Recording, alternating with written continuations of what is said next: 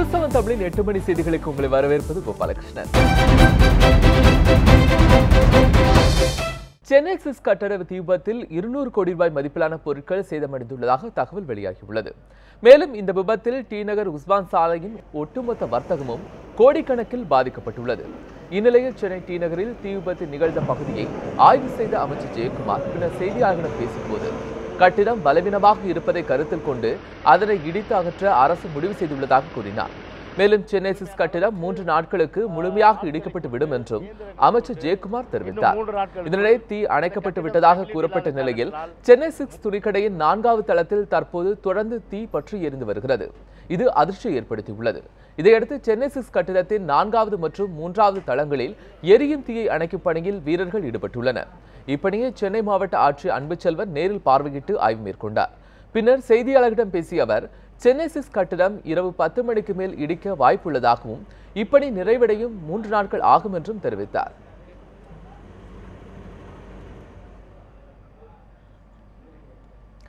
சென்னை தீ விபத்தில் டி நகரில் ஏற்பட்ட இந்த தீ விபத்தில் சென்னை சிக்ஸ் கட்டிடம் முழுமையாக இடிக்கப்பட்டுள்ளது. விதிமுறைகளை மீறி கட்டப்பட்டுள்ளதாக வீட்டு வசதித்துறை அமைச்சர் உடுமலை ராதாகிருஷ்ணன் குற்றம் சாட்டியுள்ளார். சென்னை செய்தியாளர்களிடம் பேசிய உடுமலை ராதாகிருஷ்ணன் 4 தளங்களுக்கு அனுமதி பெற்றுவிட்டு 8 தளங்களை சென்னை சிக்ஸ் நிர்வாகம் கட்டியுள்ளதாக கூறினார். விதிகளை மீறி கட்டப்பட்ட தளங்களை இடிக்க தமிழக அரசு மேற்கொண்ட நடவடிக்கையும் நீதிமன்ற வழக்குகளால் அரசின் முயற்சிக்கு ஏற்பட்ட சிக்கல்களையும் அமைச்சர் உடுமலை ராதாகிருஷ்ணன் சுட்டிக்காட்டினார். ஆமாம், நீதிமன்றத்தில் போய் அவங்க தடையான வாங்கினதுக்காகத்தான் நாங்கள் அதை போய் மறுபடியும் தடையான வாங்கினா நம்ம என்ன பண்ண முடியும்? அதன் பிறகு நீதிமன்றத்தில் நாங்களும் வழக்காளர்கள் அனுப்பி நடவடிக்கை எடுக்க முடியாத காரணம் நீதிமன்ற நகர்வுகள் தான் சொல்றீங்களா? ஆமாம், நீதிமன்றத்தில் அவங்க தடையான பெற்றது தானே காரணம். இவ்வாறு விதிமுறைகளை மீறி கட்டடங்கள் கட்டுவோர் மீது தமிழக அரசு கடும் நடவடிக்கை மேற்கொள்ளும் என்றார். இதை பொறுத்தவரையில் நான் தெளிவாக சொல்லிடுறேன், நம்முடைய அரசாங்கம் கடுமையான நடவடிக்கை எடுக்கும் முதலில் எந்த மாற்று கருத்தும் கிடையாது.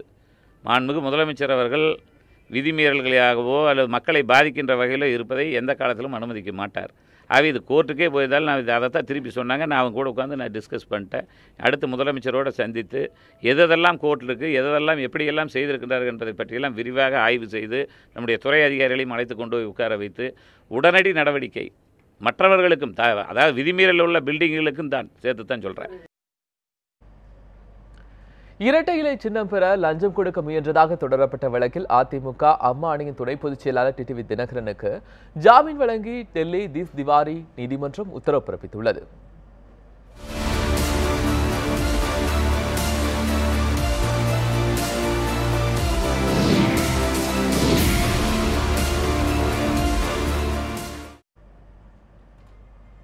இந்த வழக்கு தொடர்பாக டிடிவி தினகரன் கடந்த ஏப்ரல் 25ஆம் தேதி டெல்லி போலீசாரால் கைது செய்யப்பட்டார். திகா சிறையில் அடைக்கப்பட்ட அவரின் ஜாமீன் மனு மீதான தீர்ப்பு இன்று வழங்கப்பட்டது. அப்போது இரட்டை இலை விவகாரத்தில் லஞ்சம் பெற முயன்ற தேர்தல் ஆணைய அதிகாரிகள் யார் என்று டெல்லி காவல்துறை இதுவரை அடையாளம் காட்டவில்லை என்று நீதிபதி பூனம் சௌத்ரி கேள்வி எழுப்பினார். தினகரன் ஒரு கட்சியின் துணை பொதுச் செயலாளராக இருக்கும் நிலையில் அவர் எங்கும் தப்பி செல்ல மாட்டார் என்றும் கருதுவதாக நீதிபதி ஜாமீன் வழங்கும் போது கருத்து தெரிவித்தார். மேலும் அவரிடமிருந்து அனைத்து ஆதாரங்களும் கைப்பற்றப்பட்டு விடாததாகவும் மேலும் கைப்பற்றப்பட்ட ஆவணங்கள் தினகரனிடம் ஆதாரங்கள் ஏதுமில்லை என்றும் நீதிபதி பூனம் சௌத்ரி அப்போது குறிப்பிட்டார். எனவே டிடிவி தினகரன் தொடர்ந்து சிறையில் இருக்க வேண்டிய அவசியமில்லை என்று கூறி டிடிவி தினகரனுக்கு நீதிபதி ஜாமீன் வழங்கினார். மேலும் இதே குற்றச்சாட்டில் கைது செய்யப்பட்டுள்ள தினகரனின் நண்பர் மல்லிகார்ஜுனாவுக்கும் ஜாமீன் வழங்கி டெல்லி நீதிமன்றம் உத்தரவு பிறப்பித்தது. தலா 2 பேர் தலா 5 லட்சம் ரூபாய் பிணையில் தினகரன் மற்றும் மல்லிகார்ஜுனாவை ஜாமீனில் விடுவிக்க நீதிபதி உத்தரவிட்டார். மேலும் இருவரும் தங்களுடைய பாஸ்போர்ட்டை நீதிமன்றத்தில் ஒப்படைக்க வேண்டும் என்றும் உத்தரவிடப்பட்டுள்ளது. இதனையடுத்து தினகரன் நாளை சிறையிலிருந்து விடுதலையாவார் என்று எதிர்பார்க்கப்படுகிறது. அதிமுக அம்மா அணியின் துணை பொதுச் செயலாளர் டிடிவி தினகரனுக்கு ஜாமீன் கிடைத்துள்ளதன் மூலம் நியாயத்தின் கதவுகள் திறந்துள்ளதாக அந்த அணியின் செய்தி தொடர்பாளர் நாஞ்சில் சம்பத் தெரிவித்துள்ளார். நியாயத்தின் கதவுகளும் நீதியின் வாசல்களும் டிடிவி தினகரனுக்காக இன்றைக்கு திறந்திருக்கிறது. அவர் விடுதலையாகி வருவது உலகெங்கும் வாழக்கூடிய உரிமை சார்ந்த விஷயங்களை பற்றி கவலைப்படக்கூடிய தமிழர்களுக்கு தித்திப்பான செய்தி. அனைத்து இந்திய அண்ணா திராவிட முன்னேற்றக் கழகத்தை அவர் கைதின் மூலம் ஒடுக்கிவிடலாம் என்று கருதியவர்களுடைய கனவில் இன்றைக்கு கல் விழுந்திருக்கிறது. வல்லாதிக்கத்தினுடைய ஆரக்கால்கள் இன்றைக்கு ஆடிக்கொண்டிருக்கின்றன. நியாயமும் நீதியும் எப்போதும் வெல்லும். கடந்த 2011ஆம் ஆண்டு சட்டப்பேரவை தேர்தலில் கொளத்தூர் தொகுதியில் மு.க. ஸ்டாலின் வெற்றி பெற்றது செல்லும் என்று சென்னை உயர்நீதிமன்றம் தீர்ப்பளித்துள்ளது. இத்தேர்தலில் ஸ்டாலின் 68,677 வாக்குகளும், சைதை துரைசாமி 65,943 வாக்குகளும் பெற்றனர். இதனையடுத்து இத்தேர்தலில் தோல்வியடைந்த அதிமுக வேட்பாளர் சைதை துரைசாமி ஸ்டாலின் தனது அதிகாரத்தை பயன்படுத்தி வென்றதாகவும், எனவே ஸ்டாலின் வெற்றி பெற்றது செல்லாது என்று உத்தரவிட வலியுறுத்தி வழக்கு தொடர்ந்திருந்தார். இந்த வழக்கில் மு.க. ஸ்டாலின் வெற்றி பெற்றது செல்லும் என்று தீர்ப்பளித்த நீதிபதி வேணுகோபால் சைதை துரைசாமியின் மனுவை தள்ளுபடி செய்து உத்தரவிட்டார். கொளத்தூர் சட்டமன்றத்தில் 2011 தேர்தலில் பெற்ற வெற்றி செல்லாது என்று சைதை துரைசாமி அவர்கள் தொடர்ந்த வழக்கை இன்று உயர்நீதிமன்றம் தள்ளுபடி செய்து தேர்தல் செல்லும் என்று உத்தரவிட்டுள்ளது. இந்த வழக்கினை திரு மு.க. ஸ்டாலின் அவர்கள் சார்பாக மூத்த வழக்கறிஞர் திரு ஆர். சண்முக சுந்தரம் அவர்களும் கழக வழக்கறிஞர் அணியினரும் சேர்ந்து நடத்தி இந்த வெற்றியை பெற்று தந்துள்ளார்கள்.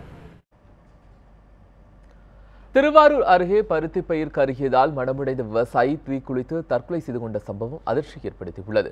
தமிழகத்தில் வரலாறு காணாத வறட்சி ஏற்பட்டு தண்ணீர் பற்றாக்குறை காரணமாக காவிரி டெல்டாவில் விவசாயம் முற்றிலும் பாதிக்கப்பட்டது. இதனால் காவிரி டெல்டாவில் 250க்கும் மேற்பட்ட விவசாயிகள் தற்கொலை மற்றும் அதிர்ச்சியில் உயிரிழந்தனர். இதனிடையே திருவாரூர் மாவட்டத்தில் நிலத்தடி நீரை நம்பி கப்பானமங்கலம் கிராமம் மேலத்தெருவை சேர்ந்த விவசாயி ரமேஷ் தனக்கு சொந்தமான 1 ஏக்கர் நிலத்தில் பருத்தி சாகுபடி மேற்கொண்டுள்ளார். சாகுபடி செலவிற்காக தங்க நகைகளை அடமானம் வைத்துள்ளார். இந்நிலையில் போதிய தண்ணீர் இல்லாததால் ரமேஷ் நிலையில் திடீரென்று தனது உடல் மீது மண்ணெண்ணெய் ஊற்றி தீக்குளித்தார். இதில் படுகாயமடைந்த ரமேஷ் குடவாசல் அரசு மருத்துவமனையில் அனுமதிக்கப்பட்டார். ஆனால் அங்கு அவருக்கு சிகிச்சை பலனின்றி விவசாயி ரமேஷ் உயிரிழந்தார்.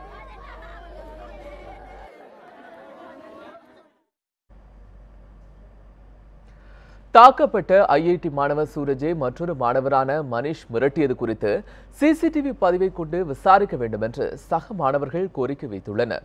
இதுகுறித்து சென்னையில் செய்தியாளர்களை சந்தித்த மாணவர்கள் சுரேஷ் தாக்கப்பட்ட சம்பவத்தில் நிர்வாகம் மெத்தனப்போக்குடன் செயல்படுவதாக குற்றம் சாட்டினர்.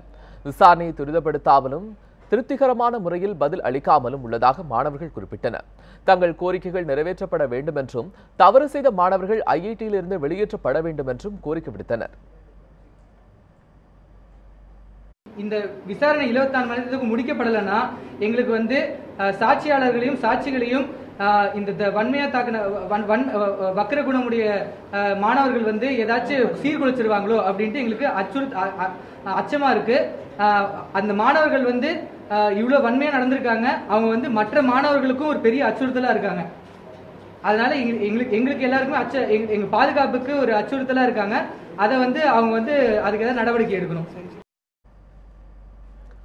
மத்திய அரசு மாடுகளை விற்க விதித்துள்ள தடை விவசாயிகளுக்கு எதிரானது மட்டுமல்ல, மாநில அரசின் உரிமைகளை பறிக்கும் செயல் என மார்க்சிஸ்ட் கம்யூனிஸ்ட் கட்சியினுடைய மாநில செயலாளர் ஜி. ராமகிருஷ்ணன் குற்றம் சாட்டியுள்ளார். கோவையில் மார்க்சிஸ்ட் கம்யூனிஸ்ட் கட்சியினுடைய மாநில குழு கூட்டம் இன்று துவங்கியது. இதில் அக்கட்சியினுடைய அரசியல் தலைமைக்குழு உறுப்பினர் பிரகாஷ் காரத் உள்ளிட்ட முக்கிய தலைவர்கள் பங்கேற்றுள்ளனர். முன்னதாக செய்தியாளர்களிடம் பேசிய ஜி. ராமகிருஷ்ணன், கடந்த 3 ஆண்டு கால பாஜக ஆட்சியில் தமிழக மக்கள் நலனுக்கு விரோதமாக பல்வேறு முடிவுகளை மத்திய அரசு எடுத்துள்ளதாக குற்றம் சாட்டினார். மேலும் மத்திய அரசின் நடவடிக்கைகளை மாநில அரசு விமர்சிப்பதில்லை என்றும் அதிமுகவில் ஏற்பட்ட பிளவை பயன்படுத்தி தமிழகத்தில் பாஜக காலூன்ற முயல்வதாகவும் ஜி. ராமகிருஷ்ணன் விமர்சித்தார். சென்னை வள்ளுவர் கோட்டத்தில் கடந்த 2016ஆம் ஆண்டு நடந்த போராட்ட வழக்கில் நுங்கப்பாக்கம் போலீசாரால் கைது செய்யப்பட்ட மே 17 இயக்க ஒருங்கிணைப்பாளர் திருமுருகன் காந்திக்கு எழும்பூர் நீதிமன்றம் ஜாமீன் வழங்கியுள்ளது. மே 17 இயக்கம் சார்பாக சென்னை மெரினா கடற்கரையில் கடந்த 21ஆம் தேதி தடையை மீறி முள்ளிவாய்க்கால் நினைவேந்தல் நிகழ்ச்சி நடத்தப்பட்டது. இது தொடர்பாக கைது செய்யப்பட்ட 4 பேர் மீது கடந்த 29ஆம் தேதி குண்டர் சட்டம் பாய்ந்தது. இதையடுத்து 2016ஆம் ஆண்டு நுங்கம்பாக்கம் இந்தியன் ஆயில் நிறுவன அலுவலகம் தாக்குதல் நடத்தப்பட்டது தொடர்பாக அவர்கள் மீண்டும் கைது செய்யப்பட்டு சைதாப்பேட்டை நீதிமன்றத்தில் ஆஜர்படுத்தப்பட்டு புழல் சிறையில் அடைக்கப்பட்டனர்.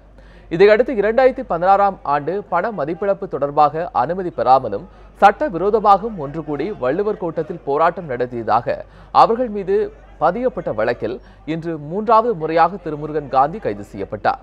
இத்தொடர்பாக புழல் சிறையிலிருந்து கொண்டுவரப்பட்ட திருமுருகன் காந்தி எழும்பூர் பெருநகர குற்றவியல் நடுவர் நீதிமன்றத்தில் ஆஜர்படுத்தப்பட்டார். வழக்கை விசாரித்த 14வது நீதிமன்ற நடுவர் நீதிபதி ரோஸ்லின் துரை திருமுருகன் காந்திக்கு ஜாமீன் வழங்கி உத்தரவிட்டார். பாஜகவினுடைய திட்டங்களை நாங்கள் தொடர்ச்சியாக அம்பலப்படுத்துவதால் நடக்கிறது. இப்பொழுதும் கூட அவர்கள் அந்த மாடு விற்பனை குறித்து தடை கொண்டு வந்திருப்பது கூட அதை வரி கட்டுமானத்தில் கொண்டு வருவதற்கும் 5 விண்ணப்பங்கள் பதிவு செய்ய வேண்டும் என்பதன் மூலமாக அதை கார்ப்பரேட் நிறுவனங்களுக்கு எப்படி பிராய்லர் கோழி வளர்த்துவதை போல பண்ணையில் மாடுகள் வளர்த்தப்பட வேண்டுமோ அந்த திட்டத்திற்காக தான் கொண்டு வரப்பட்டிருக்கிறது. இது உலக வர்த்தக கழகத்தில் போடப்பட்ட ஒப்பந்தத்தின் அடிப்படையில் தான் பாஜக இந்த திட்டத்தை சட்டங்களை கொண்டு வந்திருக்கிறது. இதற்கும் மாட்டை புனிதம் என்று கருதுவதற்கும் எந்த சம்பந்தமும் கிடையாது. ஆகவே இதை நாங்கள் அம்பலப்படுத்துவதால் தான் எங்கள் மீது தொடர்ச்சியாக பொய் வழக்குகள் போடப்பட்டுக் கொண்டிருக்கின்றன. தமிழகம் மற்றும் புதுவையில் ஓரிரு இடங்களில் வெப்பச்சலனம் காரணமாக மழை பெய்ய வாய்ப்புள்ளதாக சென்னை வானிலை ஆய்வு மையம் தகவல் தெரிவித்துள்ளது. உள் மாவட்டங்களில் ஒரு சில பகுதிகளில் பலத்த காற்றுடன் இடி மின்னலுடன் கூடிய கனமழை பெய்ய வாய்ப்புள்ளதாகவும் தெரிவிக்கப்பட்டுள்ளது. அதேபோல் தென்மேற்கு பருவமழை கேரளாவில் தொடங்கியுள்ள நிலையில் வரும் ஜூன் 4 மற்றும் 5 தேதிகளில் தமிழகம் மற்றும் புதுவையில் பரவலாக மழை பெய்ய வாய்ப்புள்ளதாக வானிலை மையம் தெரிவித்துள்ளது. கடந்த 24 மணி நேரத்தை பொறுத்தவரை அதிகபட்சமாக வால்பாறை, பேச்சுப்பாறை மற்றும் மதுரை தெற்கில் தலா 3 சென்டிமீட்டர் மழை பதிவாகியுள்ளது. சென்னை பொறுத்தவரை வானம் மேகமூட்டத்துடன் காணப்படும் என்றும் அதிகபட்சமாக வெப்பநிலையாக 40 டிகிரி செல்சியஸ் மற்றும் குறைந்தபட்ச வெப்பநிலையாக 30 டிகிரி செல்சியஸ் பதிவாகும் என்றும் சென்னை வானிலை ஆய்வு மையம் தகவல் தெரிவித்துள்ளது.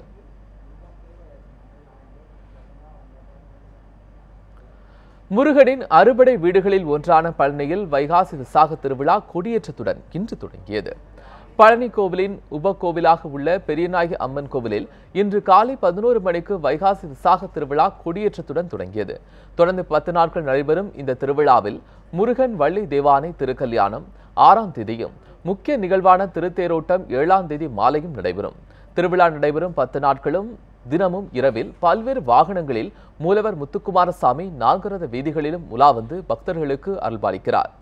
இன்று நடந்த கொடியேற்ற நிகழ்ச்சியில் நூற்றுக்கணக்கான பக்தர்கள் கலந்து கொண்டு சுவாமி தரிசனம் செய்தனர்.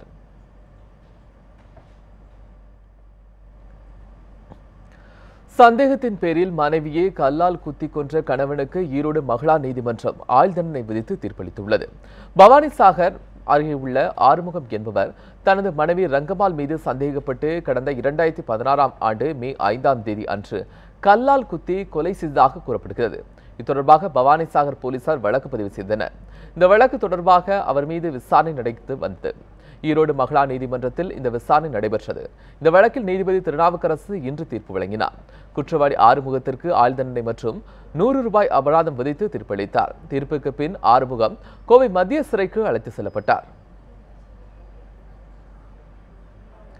கேரளாவிலிருந்து தமிழகத்திற்கு இறைச்சி கழிவுகளை ஏற்றி வந்த 2 லாரிகளை செங்கோட்டை போலீசார் கண்டுபிடித்து திருப்பி அனுப்பினர்.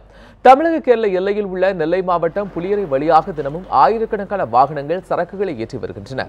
கடந்த சில மாதங்களாக கேரள கழிவுகள் இந்த வழியே வருவது தடுக்கப்பட்ட நிலையில் இன்று அதிகாலை கேரளாவிலிருந்து 2 லாரிகள் புளியரை சோதனை சாவடி வழியாக வந்துள்ளன.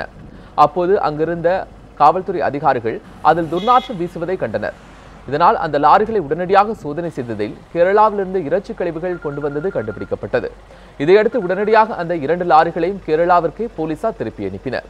இதைத் தொடர்ந்து லாரியை அங்கிருந்து எடுத்து சென்ற ஓட்டுநர்கள் சுமார் 1 கிலோமீட்டர் தொலைவில் நிறுத்திவிட்டு சென்றனர். இது குறித்து தகவல் அறிந்த செங்கோட்டை போலீசார் அந்த லாரியையும் ஓட்டுநர்களையும் பிடித்து விசாரணை நடத்தி வருகின்றனர். இத்துடன் இந்த செய்தி தொகுப்பு நிறைவு பெற்றது. மேலும் பல செய்திகளுக்கு தொடர்ந்து இணைந்திருங்கள் நியூஸ் 7 தமிழோடு.